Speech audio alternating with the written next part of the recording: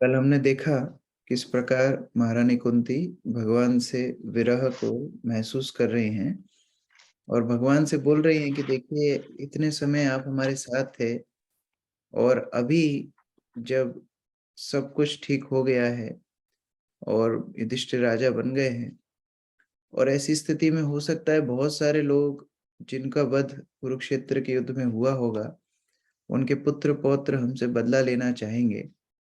तो ऐसे समय में आप हमको छोड़ के जा रहे हैं। तो उस प्रकार से कुंती महारानी अपना शोक व्यक्त कर रही हैं भगवान से अलग होने के लिए। तो आगे उसी श्रृंखला में कुंती महारानी की प्रार्थनाएं पढ़ेंगे।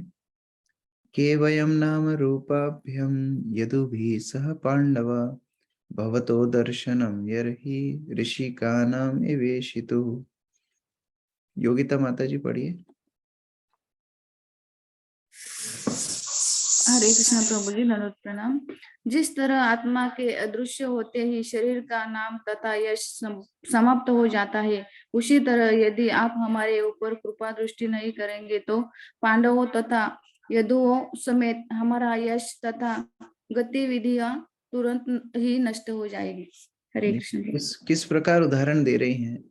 जिस प्रकार आत्मा जब शरीर से चली जाती है तो हम कितना समय शरीर को रखते हैं, शरीर बिल्कुल भी किसी काम का नहीं रह जाता है, सड़ने लगता है, बदबू लाने लगता है। उसी प्रकार बोल रही है कि यदि आप हमको छोड़ के चले जाएंगे तो यह राज्य, यह ऐश्वर्य सब हमारे लिए मृत शरीर जैसा है। तो जितना यश हमारे जीवन में है वो आपसे है, आप चले जाएंगे तो सारा यश कीर्ति सब खत्म हो जाएगा। तो उस प्रकार से कुंती महारानी भगवान को बोल रही है कि हमारी जितना मान प्रतिष्ठा यश ऐश्वर्य जो कुछ हमारे जीवन में है आपकी उपस्थिति से है, और आपकी अनुपस्थिति होने से चाहे कुछ भी हमको मिल जाए उसका कोई भी अर्थ नहीं रह जाएगा। पायल माता जी पढ़िए। हरे कृष्ण प्रभु जी। तात्पर्य श्री कुंती देवी को पूर्ण रूप से ज्ञात है कि पांडवों का अस्तित्व एकमात्र भगवान श्री कृष्ण के कारण है। निसंदेह पांडव अपने नाम तथा ख्याति में पूर्ण रूप से प्रतिष्ठित थे और धर्मात्मा महाराज युधिष्ठिर द्वारा उनका मार्गदर्शन हो रहा था। निसंदेह यदुगण घनिष्ठ मित्र थे, लेकिन भगवान श्री कृष्ण के मार्गदर्शन के बिना उन सबका कोई अस्तित्व नहीं था।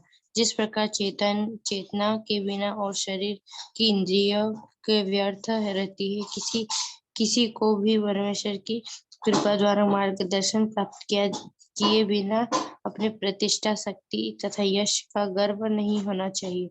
जीव सदैव आश्रित है और अंतिम आश्रय प्रदाता जो भगवान स्वयं ही है। अतः भले ही हमें अपने भौतिक ज्ञान की उन्नति द्वारा कितने ही भौतिक साधन रूपी उपचार क्यों न जुटा लिए, लेकिन श्री भगवान के मार्गदर्शन के बिना सभी आविष्कार, चाहे वे कितने ही प्रबल, सर्वशक्तिमान, प्रभावशाली क्यों न हो, निष्फल हो जाते हैं। तो यद्यपि कुंती महारानी बोल रही है कि भगवान आपके बिना हमारा कोई यश कीर्ति ऐश्वर्य नहीं है, वास्तव में यह जो बात है ये हर जीवात्मा पे लागू होती है, ऐसे नहीं केवल भक्तों पे लागू होती है। हर जीवात्मा का जितना भी जीवन का ऐश्वर्य है या उसका अस्तित्व है, सब कुछ तो भगवान के ऊपर ही आश्रित है। लेकिन अंतर क्या है, शुद्ध भक्त उस तथ्य को समझ गए हैं, जानते हैं और इसलिए भगवान के ऊपर शरणागत रहते हैं। बल्कि बाकी लोग जो हैं, जो भौतिक ऐश्वर्य में डूबे हुए हैं, वो लोग भगवान को नकारते हैं। यही अंतर है। लेकिन यहाँ कुंती महारानी समझ गई हैं कि उनके जीवन का पूर्ण जो ऐश्वर्य है वह निर्धारित है भगवान की उपस्थिति के ऊपर। नियम शोभिष्यते तत्र यथे दानिम गदाधरा तत्पदेरंकिता भाति स्वलक्षण विलक्षितै। आशीष प्रभु पढ़िए अनुवाद। राधे कृष्ण गुरु जी, दंडवत प्रणाम। हे गदाधर कृष्ण, इस समय हमारे राज्य में आपके चरण चिन्हों की छाप पड़ी हुई है और इसके कारण यह सुंदर लगता है, लेकिन आपके चले जाने पर यह ऐसा नहीं रह जाएगा। भगवान के चरण जब भूमि पर स्पर्श करते हैं तो वह भूमि धन्य हो जाती है। देखिए, देवता अपने चरण कभी पृथ्वी पर स्पर्श नहीं करते, क्योंकि उनको लगता है कि भूमि इतनी अपवित्र है, यहाँ इतने अपवित्र लोग रहते हैं, यहाँ पर हमको अपने चरण भी स्पर्श नहीं करने चाहिए। लेकिन भगवान क्योंकि अपनी संतानों को कभी छोड़ते नहीं हैं, भगवान किसी से घृणा नहीं करते, इसलिए भगवान अपने चरणों को पृथ्वी पर जब अवतार लेते हैं तो भूमि पर चलते हैं। और जिस प्रकार हमारे हाथों में रेखाएं होती हैं, पैर में रेखाएं होती हैं, और हर व्यक्ति की रेखाएं अलग अलग होती हैं जो उनके बारे में बताती हैं, उनके भाग्य के बारे में, उनके चरित्र के बारे में रेखाएं बताती हैं। तो इसी प्रकार भगवान के हाथों में, भगवान के चरणों में भी विशेष चिन्ह होते हैं, वो रेखाएं नहीं होती। जैसे भगवान श्री कृष्ण के चरणों में 19 चिन्ह हैं, जैसे इधर प्रभुपाद ने तात्पर्य बताए, ध्वजा, वज्र, अंकुश, छत्र, कमल, चक्र, चिन्ह। तो इस प्रकार से उन सभी चिन्हों का अपना अपना एक अभिप्राय है। और जब भगवान अपने पैर भूमि पर रखते हैं तो उन चिन्हों को भी आकृत कर देते हैं भूमि पर, जिससे वह भूमि विशेष रूप से कृपा पात्र बनती है भगवान के स्पर्श की। तो कुंती महारानी बता रही हैं कि आप जब चले जाएंगे तो यह कुरुक्षेत्र की, हस्तिनापुर की, इंद्रप्रस्थ की भूमि जहां आप चल रहे थे, ये सब धन्य थी। आपके चले जाने से पुनः यह अभागी हो जाएगी, क्योंकि अब इनको आपके चरण चिन्हों का फल, चरण चिन्हों का आशीर्वाद नहीं मिलेगा। इमे जना पदा सुवृद्धा सुपक सुपक्वशोधि विरुद्ध वनारादि नदी उदन्वन्तो ही एधन्ते त्ववीक्षितै। सुजाता माता जी पढ़िए। हरे कृष्णा प्रभु जी, दंडवत प्रणाम। ये सभी नगर तथा ग्राम सब प्रकार से समृद्ध हो रहे हैं, क्योंकि जड़ी बूटियों तथा अन्नों की प्रचुरता है, वृक्ष फलों से लदे हैं, नदियां बह रही हैं, पर्वत खनिजों से तथा समुद्र संपदा से भरे पड़े हैं, और यह सब उन पर आपकी कृपा दृष्टि पड़ने से ही हुआ है। हरे कृष्ण। तो अभी कुंती महारानी बोल रही हैं, जितना भी आप हमारे राज्य में समृद्धि देख रहे हैं, क्योंकि आप यहाँ पर हैं इसलिए प्रकृति सब समृद्धि दे रही है।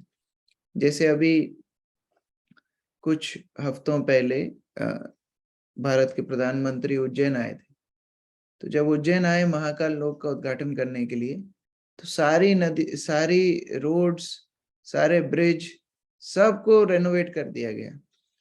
तो जो काम कई वर्षों से नहीं होता है, जब कोई प्रधानमंत्री जैसे महत्वपूर्ण व्यक्ति आते हैं तो सब रिपेयर हो जाता है। उसी प्रकार से भगवान जिस क्षेत्र में उपस्थित होते हैं वहां प्रकृति हर तरह से सेवा करना चाहती है, और उस स्थान में कभी भी किसी वस्तु का अभाव नहीं होता, क्योंकि प्रकृति भगवान की सेविका है। तो उस प्रकार से कुंती महारानी बोल रही हैं कि आपकी कृपा दृष्टि पड़ने से ही सारे प्रकृति ने हमको हर तरह से समृद्धि दे रखी है, और इस प्रकार से हमारा राज्य पूर्ण रूप से संपन्न है। रंजना माता जी तात्पर्य पढ़िए।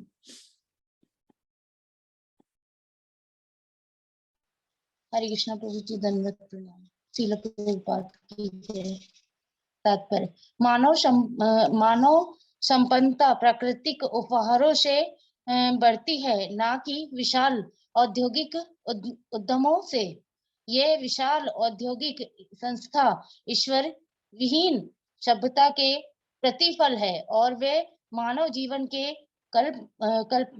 कल्याणकारी उद्देश्यों का विनाश करने वाली है। मनुष्य को प्राण शक्ति को निचोड़ देने वाले इन कष्टप्रद उद्योगों को जितना ही अधिक बढ़ाया जाएगा, जन सामान्य में उतना ही अधिक असंतोष फैलेगा।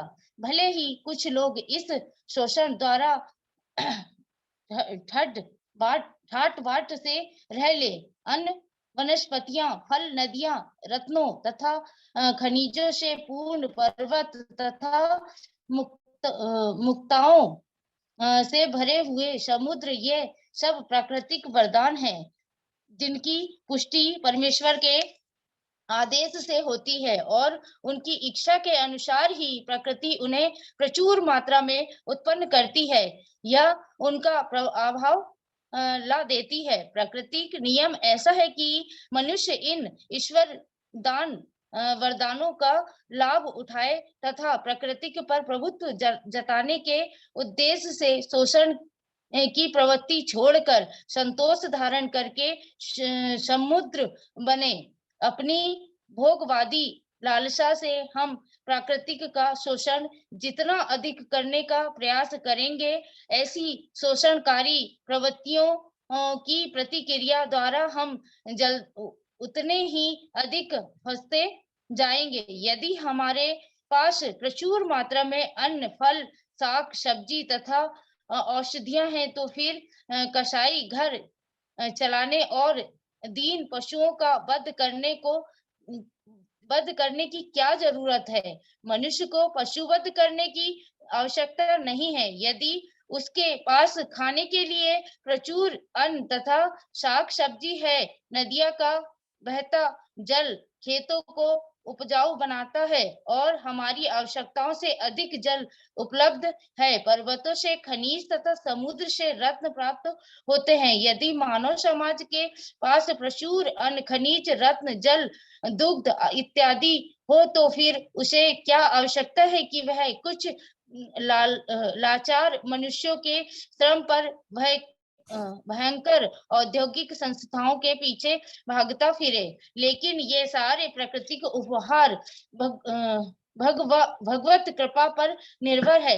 अतएव आवश्यकता इस बात की है कि हम भगवान के नियमों के प्रति आज्ञाकारी बने और भक्तिमय सेवा के द्वारा मनुष्य जीवन की पूर्णता प्राप्त करे। कुंती देवी के द्वारा किए गए संकेत बिल्कुल सटीक है। वह चाहती है कि उन पर भगवान की कृपा दृष्टि बनी रहे, जिससे प्राकृतिक संपदा स्थापित रहे। हरे कृष्णा प्रभु जी। तो इस प्रकार यहाँ श्रील प्रभुपाद बता रहे हैं बहुत सुंदर रूप से कि वास्तविक संपन्नता है जब प्रकृति मानव समाज के लिए अलग अलग ऐश्वर्यों का प्रदान करती है।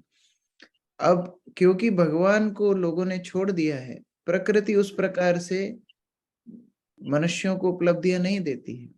जब प्रकृति उस प्रकार से उपलब्धियां नहीं देती है, तो फिर कृत्रिम रूप से मानव समाज खुश होने की प्रयास करते हैं। लेकिन प्रभुपाद बोलते हैं कितने ही नट बोल्ट हम अपनी फैक्ट्रीज में बना लें, हम नट बोल्ट नहीं खा सकते। हम खाना वही अन्न है, खाना वही फल फ्रूट है। तो उस प्रकार से प्राकृतिक एडवांसमेंट जितना होगा वही वास्तविक एडवांसमेंट है। और प्रकृति तभी पोषण देती है जब भगवान की उपस्थिति होती है। जब भगवान के प्रति जीवात्माएं विद्वेषी हो जाती हैं, तो प्रकृति भी उस प्रकार से पोषण देना बंद कर देती है। और वही होगा क्योंकि अभी पृथ्वी पर अभी भी भक्त लोग हैं, इसलिए पृथ्वी अन्न इत्यादि दे रही है। धीरे धीरे जब भक्त घट जाएंगे, कलयुग के 10,000 वर्ष निकल जाएंगे, उसके बाद पृथ्वी धीरे धीरे अन्न देना बंद कर देगी। और उस स्थिति में मनुष्य सारे जानवरों को भी खा लेगा, और जब सारे जानवर खत्म हो जाएंगे तो पक्षियों को भी खा लेगा, और उसके बाद में फिर एक दूसरे को मनुष्य खाएंगे। तो इतनी भीषण परिस्थिति क्यों आएगी? क्योंकि भगवत भक्ति छोड़ने के कारण प्रकृति उनको पोषण देना बंद कर देगी। तो अगर हमको वास्तव में प्रकृति से ठीक प्रकार से सुविधाएं चाहिए, तो हमें भगवान की उपस्थिति अपने जीवन में रखनी होगी। अगला श्लोक। अथा विश्वेश विश्वात्मन विश्वमूर्ते स्वकेशु में स्नेह पाशमिमं छिंदी दृढ़ं पांडुषु विष्णुषु। धनंजय गोविंद प्रभु जी।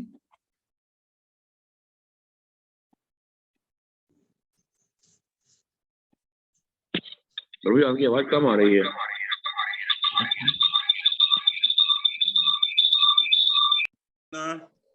हाँ धनंजय प्रभु जी पढ़िए। अतः हे ब्रह्मांड के स्वामी, ब्रह्मांड के आत्मा, हे विश्व रूप, कृपा करके मेरे सौजनों पांडवों तथा ऋषियों के प्रति मेरे स्नेह बंधन को काट डालें। हरे कृष्ण। उनकी प्रार्थना का स्तर उन्होंने और बढ़ा दिया है। बोल रही हैं कि क्योंकि आप ही हमारे जीवन के मुख्य लक्ष्य हैं, आपसे ही हमें आसक्ति होनी है, तो फिर ये बाकी संबंधों के प्रति स्नेह को क्यों रखे हुए हैं? आप वह स्नेह को काट दीजिए।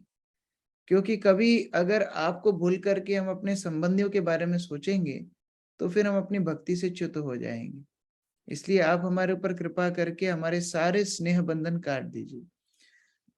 पांडव कुंती के पुत्र हैं, वृष्णि कुंती का मायका है, तो उस प्रकार से दोनों ही परिवारों से संबंध काटने के लिए प्रार्थना कर रहे हैं कि कृपया करके आप हमारा सारा संबंध काट दीजिए, जिससे एकमात्र आपकी शरण लें, एकमात्र आपको समर्पण करें।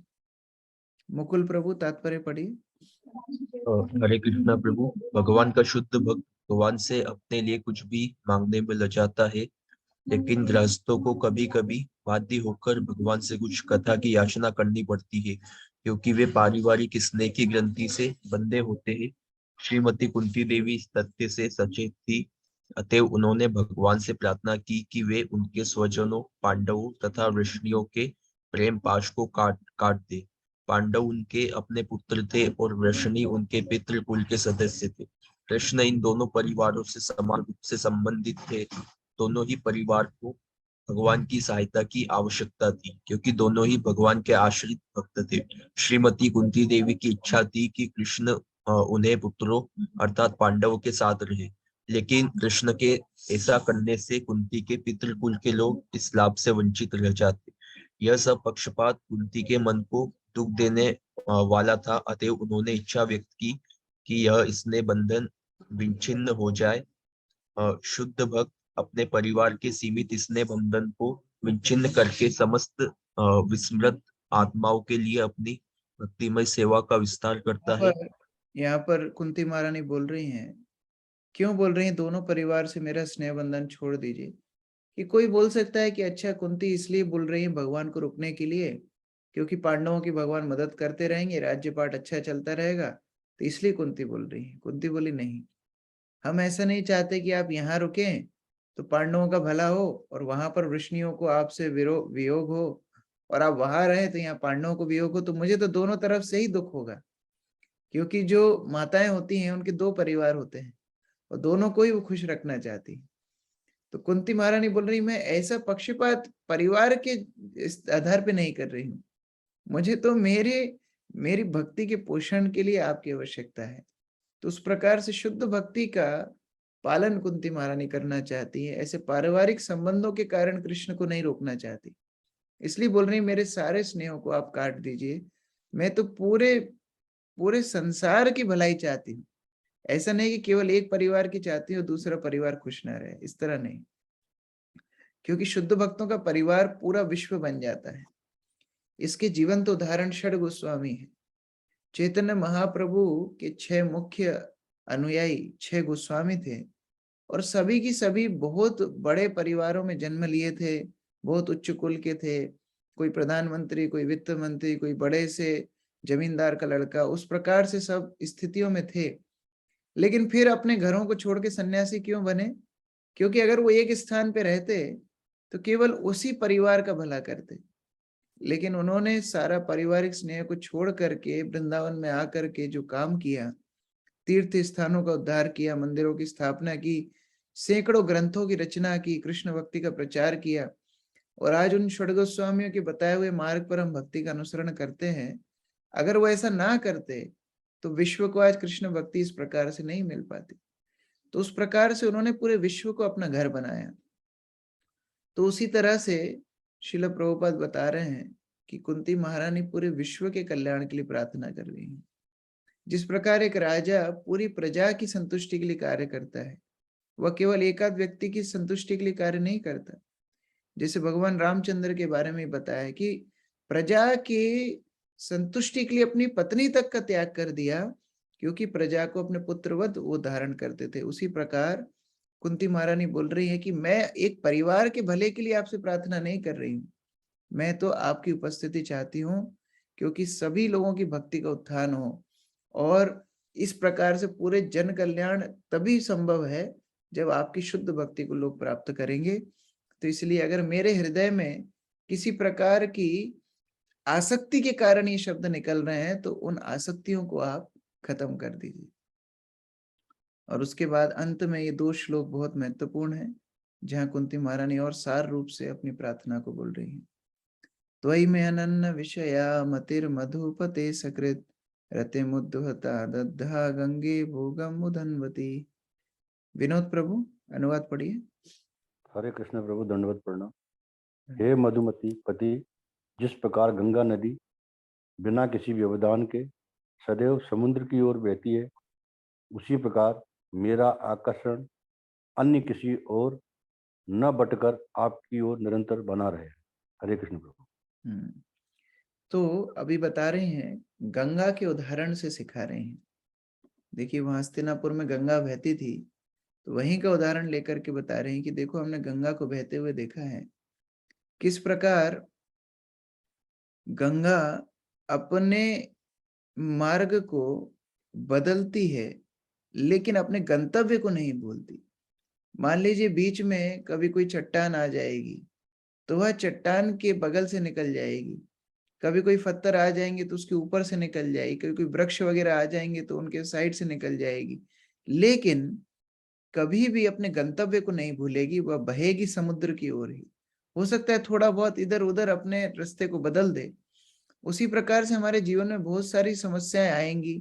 हो सकता है उनके कारण हमें अपने जीवन में कुछ एडजस्टमेंट्स करना पड़े, लेकिन हमारा गंतव्य श्री कृष्ण हो। उस प्रकार कुंती महारानी प्रार्थना कर रही हैं कि मेरी मति आपकी ओर अग्रसर रहे।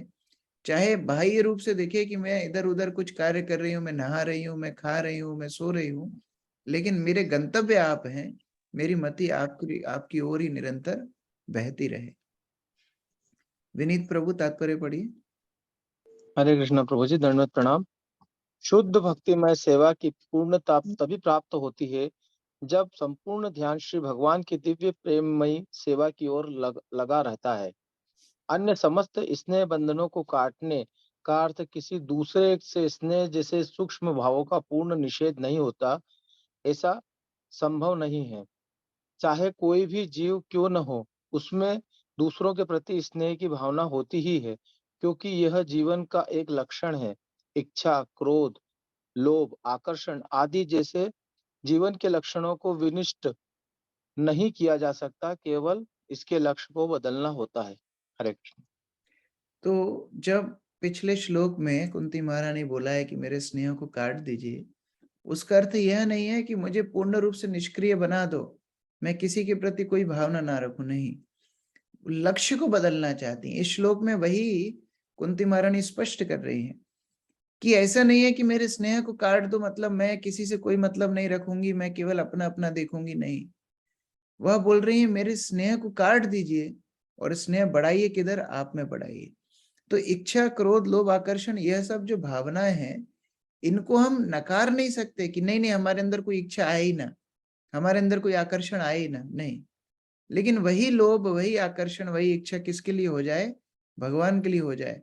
तो उस प्रकार से अपनी इच्छाओं को कृष्ण के प्रति केंद्रित करना है, यह कुंती महारानी बता रही है। ना कि इन इच्छाओं को समग्र रूप से अपने हृदय से उखाड़ फेंकना है, वह नहीं है। वही इच्छाएं, वही प्रीति, वही आसक्ति जो हमारी भौतिक जगत में है, वही आसक्ति को कृष्ण में लगाना है। यह शुद्ध भक्ति है। अजय प्रभु यहाँ से पढ़िए, पांडवों तथा वृष्णियों के प्रति। हरे कृष्ण प्रभु जी, दंडवत प्रणाम।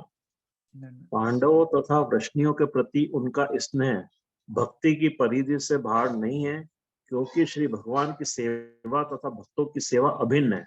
कभी कभी भक्त की सेवा श्री भगवान की सेवा से ही बढ़कर होती है, लेकिन यहाँ पर पांडवों तथा वृष्णियों के प्रति कुंती देवी का स्नेह पारिवारिक संबंध के कारण था। भौतिक संबंध के प्रसंग में स्नेह का यह बंधन माया का संबंध होता है, क्योंकि शरीर अथवा मन के संबंध बहिरंगी शक्ति के प्रभाव के कारण होते हैं। परमात्मा के प्रति स्थापित किए जाने पर ही आत्मा के संबंध यथार्थ संबंध होते हैं। कुंती देवी द्वारा पारिवारिक संबंध छिन्न करने का अभिप्राय यह था कि वे रक्त के संबंध को छिन्न करना चाह रही थी। यह रक्त संबंध भव बंधन का कारण है, लेकिन आत्मा का संबंध स्वतंत्रता का कारण है। आत्मा से आत्मा का संबंध परमात्मा के साथ संबंध के माध्यम से स्थापित किया जा सकता है। अंधेरे में देखना कोई देखना नहीं है, लेकिन सूर्य प्रकाश में देखने का अर्थ है सूर्य को देखना तथा इसके अलावा वह सब कुछ भी देखना जो अंधकार में अनदेखा रह गया था। यही भक्ति योग का मार्ग है। हरे कृष्ण। तो यहाँ पर और स्पष्ट प्रभुपाद कर रहे हैं कि ऐसा नहीं है कि कुंती महारानी जो पांडवों की मदद कर रही थी, सेवा कर रही थी, वो व्यर्थ था। वो भी भक्त सेवा है, क्योंकि पांडव भक्त हैं। लेकिन कुंती महारानी बोल रही है कहीं मेरे हृदय में यह भावना ना हो कि ये मेरे पुत्र हैं इसलिए इनके लिए इनका अच्छा हो, यह भावना नहीं होनी चाहिए। शारीरिक संबंधों के कारण मैं इनकी सेवा ना करूं। तो जिस प्रकार सूर्य जब उदित होता है तो हम हर वस्तु को देख पाते हैं, उसी प्रकार कृष्ण की भक्ति से हर जीवात्मा की हम सेवा करेंगे। ऐसा क्यों केवल अपने परिवार की सेवा करेंगे? अपने परिवार की तो मदद करेंगे ही करेंगे, उसके साथ साथ हर व्यक्ति को मदद करेंगे। जैसे मैं अभी रोज देख रहा हूँ गीता मैराथन की फोटोज, सभी लोग बहुत अच्छे से बुक डिस्ट्रीब्यूशन कर रहे हैं। तो यह उसी का विस्तार है। हमें अगर अपने जीवन में फायदा मिला है तो हम दूसरों के पास जाकर के उस फायदे को दे रहे हैं। इसका मतलब वसुदेव कुटुंबकम, पूरे विश्व को अपना अपना बंधु मानते हैं। कई बार लोग तिरस्कार करेंगे, जैसे कल एक स्थान पे भक्त लोग गए थे, वहां उनकी गीता छुड़ा करके रख ली उन्होंने और बहुत समय तक दी नहीं। तो वो भक्त भी चालाक थे, वो बोलते हैं हाँ हम बांटने के लिए आए हैं, आप रख लीजिए, आप बांट देना, हमारा काम तो और आसान हो जाएगा। तो फिर थोड़ी देर बाद उन लोगों ने वो गीता वापस दे दी। कुल मिला के कहने का अभिप्राय है पूरा विश्व को भक्त अपना परिवार मानता है और कृष्ण की सेवा करने से पूरे विश्व को मदद करना चाहता है। तो कुंती महारानी बोल रही है जो मैं पांडवों के साथ हूँ वह मेरा भौतिक संबंध ना रह जाए, मैं उन्हें भक्त जैसे देखूं। और भक्त जैसे अगर मैं सेवा करूंगी तो मेरे को तो सभी की सेवा करनी है, सभी भक्त हैं। तो उस प्रकार से कुंती महारानी पूर्ण रूप से अपने भौतिक कल्मशों से ऊपर उठना चाहती हैं और भगवान की शुद्ध भक्त का लक्षण प्रस्तुत कर रही हैं। आखिरी प्रार्थना कुंती महारानी की। श्री कृष्ण कृष्ण सखा वृष्णि ऋषभवानि द्रुग राजन्य वंश दहनान पवर्ग वीर्य गोविंद गोदुज सुररति हरावतारो योगेश्वर अखिल गुरु भगवन नमस्ते। प्रमोदानंद प्रभु जी अनुवाद पढ़िए।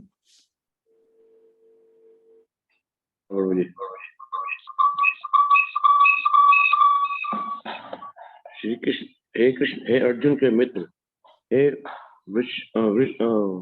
वृष्णि कुल के प्रमुख, आप उन समस्त राजनीतिक पक्षों के विध्वंसक हैं जो इस धरा पर उपद्रव फैलाने वाले हैं। आपका शौर्य कभी क्षीण नहीं होता। आप दिव्य धाम के स्वामी हैं और आप गायों, ब्राह्मणों तथा भक्तों के कष्टों को दूर करने के लिए अवतरित होते हैं। आप में सारी योग्य शक्तियां हैं और आप समस्त विश्व के उपदेशक गुरु हैं। आप सर्व शक्तिमान ईश्वर है। मैं आपको सादर प्रणाम करती हूँ। हरे कृष्ण प्रभु। इस प्रकार अभी अंतिम श्लोक में भगवान को प्रणाम किया जा रहा है। तो इस तरह प्रार्थना होती है, प्रणाम से शुरू होती है। हमने शुरू देखा था नमस्ते पुरुषम तो आद्यम, नमस्ते से ही प्रार्थना शुरू हुई और आखिरी शब्द क्या है? भगवन नमस्ते। नमस्ते से ही प्रार्थना समाप्त हुई। तो इसीलिए जब हम भगवान के पास भी जाते हैं दंडवत प्रणाम करके ही दर्शन करते हैं, फिर जाते वक्त भी दंडवत प्रणाम करते हैं। भगवान को नमस्कार करके, प्रार्थना करके, प्रणाम करके ही भक्त अपने हृदय की बात करता है और वह प्रार्थना करने के बाद पुनः भगवान को प्रणाम करता है। तो उस प्रकार से कुंती महारानी अपनी प्रार्थनाओं को यहाँ पर समाप्त कर रही है। सुदामानाथ प्रभु पढ़िए तात्पर्य। यहाँ पर श्रीमती कुंती देवी ने परम भगवान श्री कृष्ण का सार प्रस्तुत किया है। सर्वशक्तिमान भगवान का अपना नित्य दिव्य धाम है। जहाँ वे सुरभि गायों के पालन में व्यस्त रहते हैं, वहाँ सैकड़ों हजारों लक्ष्मियां उनकी सेवा में लगी रहती है। वे इस भौतिक जगत में अपने भक्तों को उबारने तथा राजनीतिक दलों के उपद्रवकारी तत्वों एवं उपद्रवकारी शासकों को विनष्ट करने के लिए अवतरित होते हैं। वे अपनी असीम शक्तियों से सृजन, पालन तथा संहार करते हैं। फिर वे सदैव शौर्य से पूर्ण रहते हैं और उनकी शक्ति कभी क्षीण नहीं होती। वे गायों, ब्राह्मणों तथा भगवत भक्तों पर विशेष ध्यान देते हैं, क्योंकि जीवों के सामान्य कल्याण के लिए ये महत्वपूर्ण कारक है। हरे कृष्ण। हरे कृष्ण। श्रील प्रभुपाद की जय। ग्रंथराज श्रीमद् भागवतम की जय। निताई गौर प्रेमानंदे हरि। तो आज हम प्रश्न नहीं ले पाएंगे, आज हमको मंदिर जाना है समय पर। तो जिनके प्रश्न है लिख के रख सकते हैं, कल प्रश्न लेंगे। श्रील प्रभुपाद की जय। जय।